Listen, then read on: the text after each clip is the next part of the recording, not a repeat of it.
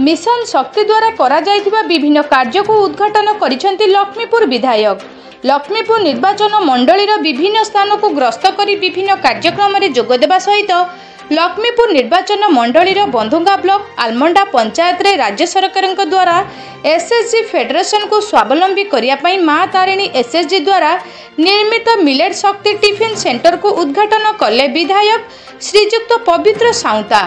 कल्की भगवान एसएचजी पई निर्मित होइथिबा सुभद्रा कैफे और जीवन ज्योति एसएचजी पई निर्मित रिटेल मार्ट रो आज शुभ उद्घाटन करिसेंति लक्ष्मीपुरर लोकप्रिय युव विधायक पवित्र साउता। एही उद्घाटन पर ए अंचलर विभिन्न महिला माने सशक्तिकरण हेबा सहित स्वावलंबी हेबे बोली आशा प्रकट करिसेंति विधायक। एही कार्यक्रम रे विधायकक समेत ब्लॉक अध्यक्ष BDO CDPO DPC BPC OLM BLC block Congress सभापति समेत विभिन्न अंचलरू आसीथिबा ग्रामवासी पुणी कांग्रेस प्रेमी और कर्मकर्ता उपस्थित थिले। कोरापुटरू जिला प्रतिनिधि प्रशांत खोसलांक रिपोर्ट एनटीवी।